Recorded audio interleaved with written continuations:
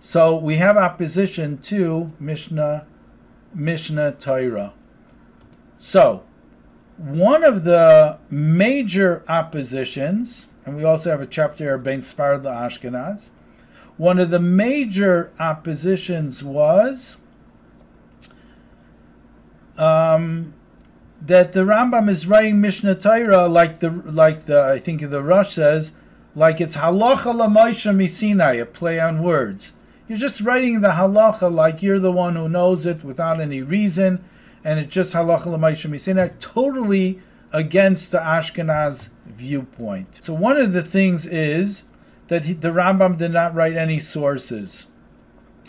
And there was someone by the name of Pinchas Adayan. He wrote to him a letter of complaint. And here the Rambam is answering point by point. We could go a lot into that. The other point is that they understood, rightfully so, that the Rambam, so to say, is downplaying the learning of Gemara. And in a way he was. So they complained to him. So what is the Rambam answering that? So many people quote this letter, and I think they're missing the point. Let me explain to you what's happening here. And once again, it pays to look into the Sefer, page 412, that chapter. Let me explain to you what happens. So now the Rambam is already older. And the Rambam is busy in the palace. And there's a letter that he wrote to Shmuel ibn Tibun about he comes home at night, he has no time, and he falls on his face, and he flat on his face, and he's totally exhausted. Then there's a line of people waiting for him for advice, Jews, non-Jews. Anyways, what happened was, now we have the letter from Reb Pinchas Adayan, and the Rambam is saying, you know what? That he forgot something that actually happened. You have the complaint that I wrote Mishnah Torah without any sources. I want to tell you, b'didi havi uvda. Something happened in my own personal life that in a way, I agree with you, v'al zeh nichamti. And for this, I regret. Right away, the first time I looked at the words v'al zeh nichamti, I said, this is not typical of the Rambam. The Rambam, as we said before, was consistent. He knew what he was doing. I don't think that based on this, the Rambam would have changed one iota. At least, let's get to the letter that he's writing to Reb Pinchas Adayan. I'm going to tell you. There was one Dayan HaChassid, and he had a kuntris from the Chibur. He had a pamphlet from the Chibur referring to Mishnah Torah. And there's Hilchus Retzeach from Sefer Nezikim. And he showed me one halachas. And he said to me, read it. I read it. It's my own Sefer. So he says, no. So the Rambam said to him, what kind of suffix, what's your problem? What's your doubt over here? So he said, you know what? He said to this Dayan HaChassid, it's not Reb Pinchas. We're not talking about Reb Pinchas Adayan, somebody else. We don't know his name. So he says to him, tell me, what's your source? So he said, in the place, it's either in Makis, in Elei Agoylin, or Sanhedrin, in Dinei Reitzeach. So he said to me, I looked over there, it's not over there. So I said to him, well, maybe it's in Yerushalmi. So he said, I looked there, it's not in Yerushalmi, not in Tosefta. Hishtaimamti k'moisha. So I was like shaken for a moment. I said, I think maybe not in Makis, not in Sanhedrin. I think rather it's in Gittin. That's where it's explained. So I took out from my shelf, the Rambam had his library, he took out Gittin. I looked for it. Can you imagine? The Rambam himself, a Mishnah Torah, the author of Mishnah Torah, he's asked what the source. He says, maybe this, maybe this, maybe this, maybe this. I took out Gittin. Chipasti v'loi matzasi. I searched. Yagaiti v'loi matzasi al tamin. But here, chipasti v'loi matzasi. And I was all to tumult. I was all shaken. Meanwhile, the Dayan got fed up and he left. And after he left, he said, Now I remember. By the way, where exactly is this halacha we're talking about? If you look into Ha'ara 18, you could see which halacha, we decipher which halacha he was talking about. But let's get back to that. So, this is what happened in a nutshell. Their complaint, you didn't write Mekairis. The Rambam himself is saying that I personally, the Mechaber, I forgot what the Makar was, but then I remembered, Shalachti Shliach, I sent a Shliach to him and brought him back. And I showed him that actually it's in the Gemara Yevamis, but it's not open, it's Agav Grara. It's only by the way. Tama. So he wondered and he left. What did he wonder about? Did he write anything? He wrote about, he wondered, I think he wondered how could the Mechaber himself not know? And we know how great the Rambam is. How could he have not known what the source is? So the Rambam says, B'didi Ave Uvda, this is the story. V'chein tamid ani b'tzar mizeh, sheyavel hashoyel v'yishal. He's going to ask, Heichan nemru dvarim elo. Where are these things said? So, I'm really, really sad about it. Shani oimer, that I say, ani ha-mechaber, I myself am the mechaber of Mishnah Torah. V'yisalem imeni mokem midavar zeh, ma yasu shar b'nei adam mekal v'chaymer.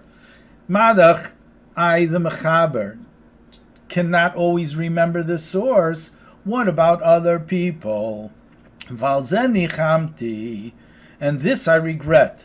Shaloichi bartim chiber zeh inyan shani oimer locha. I regret that I did not write sources. Ubidaiti, however, I do have in mind. Im geyser Hashem yisbarach shasen, I'm going to do it. Afal pi sheyesh by Torah harbe. Shekol halacha, and he tells you how he's going to formulate this. At the end, the Rambam says, so he has now his plan of action to write it, and he's going to write the sources. So what do we have over here? From this, we have, perhaps you could say, that the Rambam changed from Svard, and he became more Ashkenaz with sources. What could he do with sources? At the beginning of Mishnah Torah, the Rambam says he's not going to write any sources. Why is he not going to write any sources? Because once you get into the source, you're going to have a problem. Let me just tell you parenthetically. Rabbi Zevin summed it up this way. He says, one time Reb Chaim Brisker, you know who Reb Chaim Brisker is, I hope. So he had a shaila, and it was asked, I may be messing this up, but it was asked of somebody else, maybe the Rogachev, I'm not sure exactly. So the Reb Chaim Brisker wrote a note, I have the shaila, just answer me, Osir or Mutter, just answer me yes or no. Do not tell me any sources. He says, why not? Because once you tell me a source, I'm going to start being chayker, I'm going to delve into it so much that whatever you say, I'm going to say the opposite. And that's not the purpose. I just want to sacked in. Don't tell me any sources. So here, you could see Rambam in Mishnah Torah, he's telling you, listen, I learned the Gemara. I really, really know the Gemara well. I'm not going to give you any sources because I want you to rely on me. Now it seems the Rambam is regretting. Valzen nichamti. But in essence, based on everything I said before, there's no contradiction. Number one, the Rambam never got around to do it. He didn't get around to do it simply because it was not high in his priority list. All of a sudden, okay, so it seems from here that the Rambam did. Ubedaiti im goizer Hashem yisbarach. Well, I guess Hashem was not goizer. Shaseno. Afal pishiyesh by Torah harbe. Shekola. Okay, and then he explains to do it. Now comes the bottom line.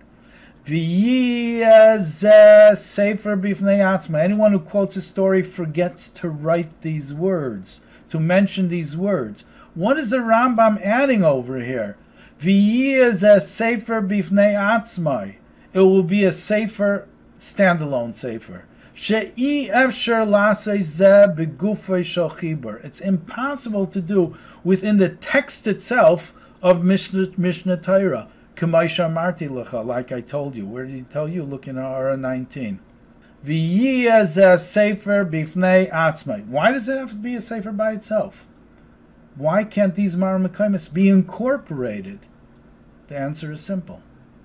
Because if they're incorporated in the Sefer, that means that's part of the Sefer. In order to have the Sefer complete, you have to have the Mari Mukim. Now, the Mari Mukim means you have to go to the source. If you have to go to the source, this is the opposite of what the Rambam was saying, that you don't need to have any other Sefer besides for mine. That's the opposite of the Sephardic way of looking at things, or looking at Gemara. And the Rambam used very harsh words. You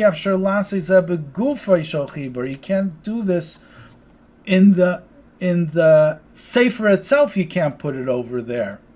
What is that supposed to mean? Who's supposed to understand what it means? You can only understand what it means if you understand the difference between Sfard and Ashkenaz and how they look at the Gemara. Now, the Rambam got tremendous backlash. Pinchas Adaya says, "Chas v'shalom, I never said you shouldn't learn Gemara, you shouldn't learn Hilchas Harif or things like that."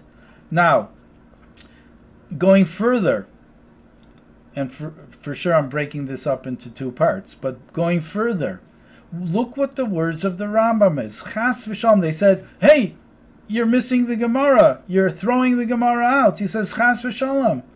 I never said you shouldn't learn Gemara or Rif. Hayodea, the Eibusher knows. He's witness. I had for a year and a half that they didn't learn Mishnah Torah by me." In other words, the Rambam, as opposed to Rashi, where we know that Rashi had his whole Beis Medrash, and the Rashi was learning together with his Talmidim. People don't know, but the Rambam also had a Beis Medrash, and he had Talmidim.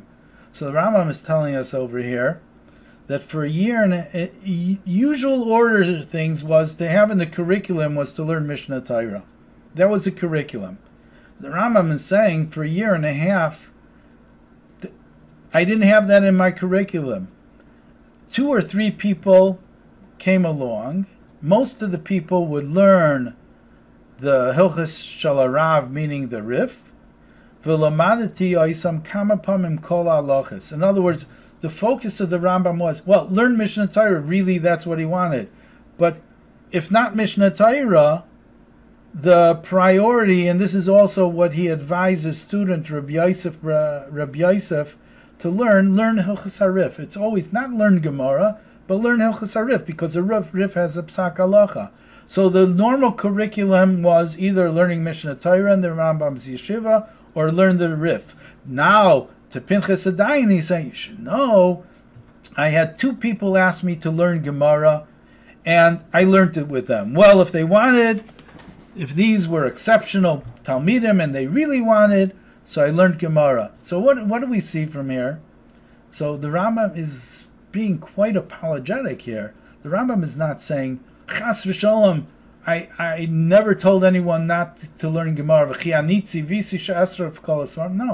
the Rambam is not saying, proving, well, you should know my main curriculum is learning Gemara, just like in our yeshivas. We spend 3/4 of the time learning Gemara. The Rambam doesn't say that. He says normal Mishnah Torah. That's the curriculum. If not Mishnah Torah, Rif. However, you should know that 2 of the Bachrim came over to me. They wanted to learn Gemara. I also taught them